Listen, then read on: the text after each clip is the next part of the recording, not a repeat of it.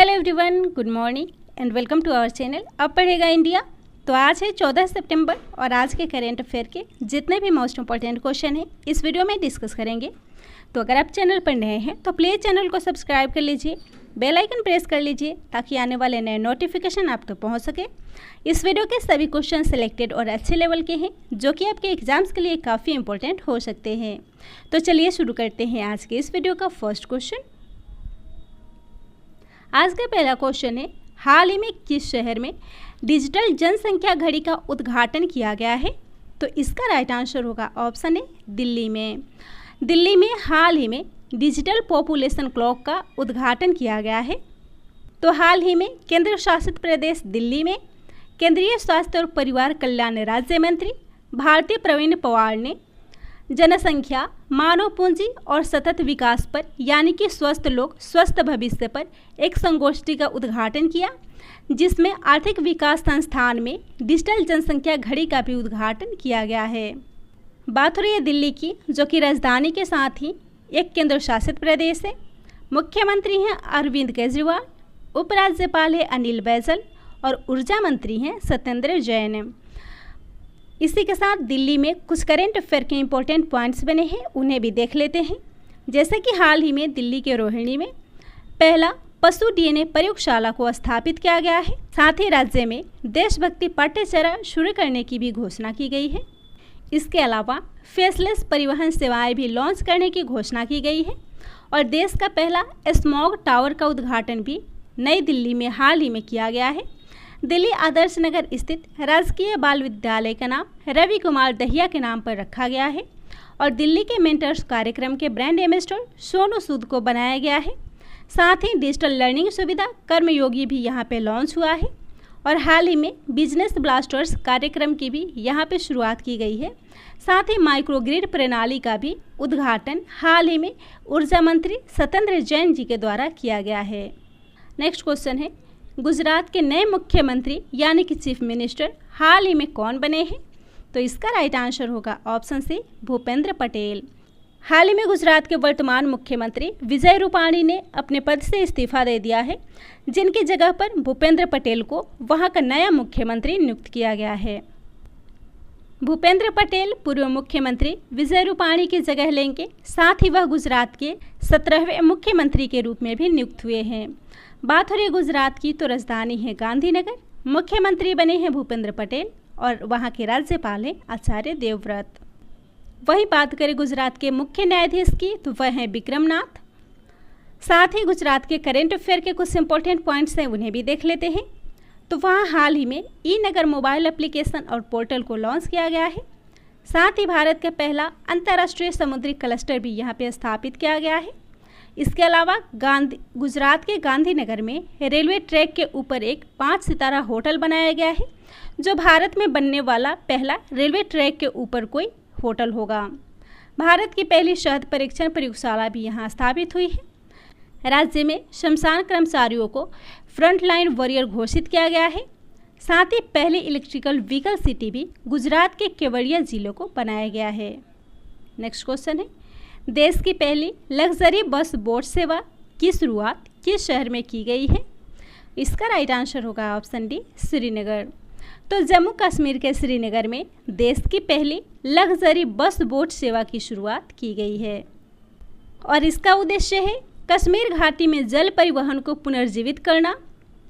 झेलम नदी पर इस लग्जरी बस बोट सेवा को लॉन्च किया गया है और यह लग्जरी बस बोट न्यूजीलैंड से मंगाई गई है, जिसको सुखनाग इंटरप्राइजेज प्राइवेट लिमिटेड के द्वारा आयात किया गया है। बात हो रही है श्रीनगर की, जो कि जम्मू कश्मीर की ग्रीष्मकालीन राजधानी है। जम्मू कश्मीर एक केंद्र शासित प्रदेश है, जिसकी शीतकालीन राजधानी है जम्मू। उपराज्यपाल है मनोज सिन्हा और हाल ही में जम्मू कश्मीर में ग्रामीण महिलाओं के लिए 7 योजना की शुरुआत की गई है। इसके अलावा जम्मू कश्मीर के डल झील पर फ्लोटिंग एटीएम भी एसबीआई के द्वारा स्थापित की गई है, जो कि एक हाउस बोट पर इस फ्लोटिंग एटीएम को स्थापित किया गया है। साथ ही बुनकरों और कारीगरों के लिए कार खंडर योजना भी यहाँ शुरू की गई है और पर्यटन को बढ़ावा देने और रोजगार उत्पन्न करने के लिए टूरिस्ट विलेज नेटवर्क भी यहाँ पे लॉन्च हुआ है। अगला क्वेश्चन है, प्रवासियों के संरक्षकों का कौन सा सम्मेलन हाल ही में आयोजित किया गया है? इसका राइट आंसर होगा ऑप्शन बी, चौथा। तो प्रवासियों के संरक्षकों का चौथा सम्मेलन हाल ही में आयोजित किया गया था। तो इस चौथे सम्मेलन की अध्यक्षता विदेश राज्य मंत्री श्री वी मुरलीधरन जी के द्वारा की गई है, जिन्होंने इस अवसर पर कहा है कि भारत ने कोरोना काल के दौरान चुनौतियों का सामना करने के लिए मिलकर काम किया है और इन प्रवासियों के पैटर्न के अनुसार युवा और श्रमिक सूचना में महत्वपूर्ण भूमिका निभाते हैं। अगला क्वेश्चन है, डेनियल रिचार्डो ने हाल ही में कौन सा ग्रैंड प्रिक्स जीता है? तो इसका राइट आंसर होगा ऑप्शन बी, इटालियन। हाल ही में डेनियल रिचार्डो ने इटालियन ग्रैंड प्रिक्स 2021 के खिताब को जीता है। डेनियल रिचार्डो, जिन्होंने इटली के ऑटोड्रोमो नाज़ियोनेल मोंजा ट्रैक पर आयोजित इस फार्मूला 1 इटालियन ग्रैंड प्रिक्स के खिताब को जीता है। मैक्लारेन की 9 साल में यह पहली जीत है। वहीं फार्मूला 1 रेस में लैंडो नॉरिस दूसरे स्थान पर रहे हैं, जबकि वॉल्टेरी बोटास तीसरे स्थान पर रहे हैं। इस क्वेश्चन में बात हो रही है ग्रैंड प्रिक्स की, जो कि कारों की एक वार्षिक प्रतियोगिता है और जिसका आयोजन मार्च से नवंबर महीने के बीच में किया जाता है। इसके अलावा हाल ही में आयोजित फार्मूला 1 रेसों के कुछ और विजेताओं को भी देख लेते हैं। इसमें पहला है डच ग्रैंड प्रिक्स, जिसको हाल ही में मैक्स वेरस्टेपेन ने जीता है। बेल्जियम ग्रैंड प्रिक्स को भी मैक्स वेरस्टेपेन ने जीता है। हंगेरियन ग्रैंड प्रिक्स स्टेबैन ओकॉन ने जीता है। ब्रिटिश ग्रैंड प्रिक्स को लुइस हैमिल्टन ने, जबकि ऑस्ट्रेलियन ग्रैंड प्रिक्स को मैक्स वेरस्टेपेन ने। इसके अलावा फ्रेंच ग्रैंड प्रिक्स को मैक्स वेरस्टेपेन ने, मोनाको ग्रैंड प्रिक्स को भी मैक्स वेरस्टेपेन ने जीता है। Spanish grand prix Lewis Hamilton ने और पुर्तगाली ग्रैंड प्रिक्स को लुइस हैमिल्टन ने, जबकि एमिलिया रोमांगा फार्मूला 1 ग्रैंड प्रिक्स को मैक्स वेरस्टेपेन ने जीता है। जबकि Bahrain grand prix Lewis Hamilton ने और ला लीगा खिताब जीता है एटलेटिको मैड्रिड ने। नेक्स्ट क्वेश्चन है, वर्ल्ड फर्स्ट एड डे अथवा विश्व प्राथमिक उपचार दिवस कब मनाया गया है? इसका राइट आंसर होगा ऑप्शन बी, 11 सितंबर को। हाल ही में 11 सितंबर को वर्ल्ड फर्स्ट एड डे या अथवा विश्व प्राथमिकता उपचार दिवस मनाया गया है और इस दिवस को प्रत्येक वर्ष सितंबर के दूसरे शनिवार को मनाया जाता है, जो कि दुनिया भर में चोटों को रोकने और जीवन को बचाने में प्राथमिक चिकित्सा के महत्व के बारे में जागरूकता फैलाता है। वर्ल्ड फर्स्ट डे यानी कि विश्व प्राथमिक उपचार दिवस इस वर्ष 11 सितंबर को मनाया गया है। जब कोई व्यक्ति मामूली या गंभीर चोट या बीमारी से पीड़ित होता है तो रोगी को दी जाने वाली प्राथमिक उपचार, प्राथमिक और तत्काल सहायता को ही फर्स्ट एड या प्राथमिक उपचार कहते हैं, जिसके उपलक्ष्य में इस दिवस को मनाया जाता है। और इस बार का थीम है प्राथमिक उपचार और सड़क सुरक्षा। इस दिवस को पहली बार वर्ष 2000 में IFRC के द्वारा विश्व प्राथमिक दिवस के रूप में मनाया गया था। यह संगठन 100 से अधिक वर्षों से लोगों को प्राथमिक सेवाएं प्रदान करती है और इस दिन का इतिहास 1859 का है, जब एक युवा व्यवसायी हेनरी ड्यूनेंट ने सोल्फेरिनो की लड़ाई में नरसंहार को देखा था। नेक्स्ट क्वेश्चन है, इन स्पेस के नए अध्यक्ष के रूप में हाल ही में कौन नियुक्त हुए हैं? इसका राइट आंसर होगा ऑप्शन बी, पॉन गोएंका। पॉन गोएंका जो हाल ही में इन स्पेस के नए अध्यक्ष के रूप में नियुक्त किए गए हैं। पवन कुमार गोयंका जो महिंद्रा एंड महिंद्रा के पूर्व प्रबंध निदेशक हैं और वे हाल ही में भारतीय राष्ट्रीय अंतरिक्ष संवर्धन प्राधिकरण केंद्र यानी कि इन स्पेस के अध्यक्ष के रूप में नियुक्त किए गए हैं। वे हाल ही में 27 वर्षों के बाद 1 अप्रैल 2021 को महिंद्रा एंड महिंद्रा कंपनी के प्रबंध निदेशक के रूप में सेवानिवृत्त हुए हैं। बात हो रही है इन स्पेस अंतरिक्ष विभाग की, जो भारत सरकार के तहत एक स्वतंत्र नोडल एजेंसी के रूप में कार्य करती है। अगला क्वेश्चन है, US ओपन टेनिस टूर्नामेंट 2021 में पुरुष एकल का खिताब हाल ही में किसने जीता है? तो इसका राइट आंसर होगा ऑप्शन सी, डेनियल मेडवेडेव। और पुरुष वर्ग में डेनियल मेडवेडेव ने पुरुष एकल फाइनल में नोवाक जोकोविच को हराकर इस पहले ग्रैंड स्लैम की ट्रॉफी को जीता है। वहीं महिला वर्ग में ग्रेट ब्रिटेन की टेनिस खिलाड़ी एमा रादुकानु ने कनाडा की लेला एनी फर्नांडीज को हराकर US ओपन महिला एकल का फाइनल खिताब जीता है। तो इस क्वेश्चन में बात हो रही है ग्रैंड स्लैम की, तो पूरे एक वर्ष में 4 ग्रैंड स्लैम आयोजित किए जाते हैं, जिसमें शामिल है Australian open, French open, Wimbledon open तथा यूएस ओपन टूर्नामेंट, जो कि इसी क्रम में खेले जाते हैं। यानी कि पहले ऑस्ट्रेलियन ओपन होता है, फिर फ्रेंच होता है, फिर विंबलडन होता है और लास्ट में यूएस ओपन टूर्नामेंट होता है। ऑस्ट्रेलियन ओपन और यूएस ओपन दोनों टूर्नामेंट हार्ड कोर्ट पर खेले जाते हैं, जबकि फ्रेंच ओपन मिट्टी यानी कि क्ले कोर्ट पर खेले जाते हैं और वहीं विंबलडन ग्रास कोर्ट पर खेले जाते हैं। ग्रैंड स्लैम में सबसे पहला विंबलडन ग्रैंड स्लैम है, जो 1877 में शुरू हुआ था। उसके बाद 1881 में यूएस ओपन हुआ था, 1891 में फ्रेंच ओपन हुआ था और 1905 में ऑस्ट्रेलियन ओपन टूर्नामेंट की शुरुआत हुई थी। इसमें ऑस्ट्रेलियन ओपन वर्ष का पहला ग्रैंड स्लैम है, जो जनवरी में खेला जाता है। उसके बाद फ्रेंच ओपन मई से जून के बीच में, विंबलडन ओपन जून से जुलाई के बीच में, जबकि यूएस ओपन अगस्त से सितंबर के बीच में खेला जाता है। नेक्स्ट क्वेश्चन है, भारत का पहला परमाणु मिसाइल ट्रैकिंग जहाज INS ध्रुव हाल ही में कहाँ पे लॉन्च हुआ है? इसका राइट आंसर होगा ऑप्शन बी, विशाखापट्टनम। तो आंध्र प्रदेश के शहर विशाखापट्टनम में पहला परमाणु मिसाइल ट्रैकिंग जहाज INS ध्रुव को लॉन्च किया गया है। तो DRDO और राष्ट्रीय तकनीकी अनुसंधान संगठन के सहयोग से हिंदुस्तान शिपयार्ड लिमिटेड के द्वारा 10,000 टन उपग्रह और बैलिस्टिक मिसाइल ट्रैकिंग जहाज का निर्माण किया गया है। INS ध्रुव लंबी दूरी पर परमाणु मिसाइलों को ट्रैक करने में सक्षम है, जो पाकिस्तान और चीन से लॉन्च की गई बैलिस्टिक मिसाइलों द्वारा हमले की प्रारंभिक चेतावनी को भी प्रदान करने में उपयोगी बनाता है।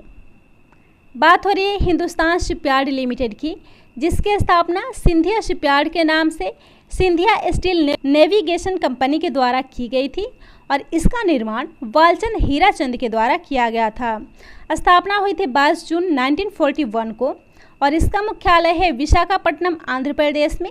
हाल ही में इसके MD और CEO बने हैं हेमंत खत्री।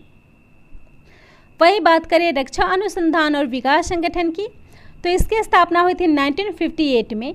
मुख्यालय है नई दिल्ली और इसका आदर्श वाक्य है बलस्य मूल्यम विज्ञानम और इसके अध्यक्ष G Satish Reddy. Next question है, भारत की सबसे बड़ी ओपन एयर फर्नरी किस राज्य में खोली गई है? इसका राइट आंसर होगा ऑप्शन ए, उत्तराखंड।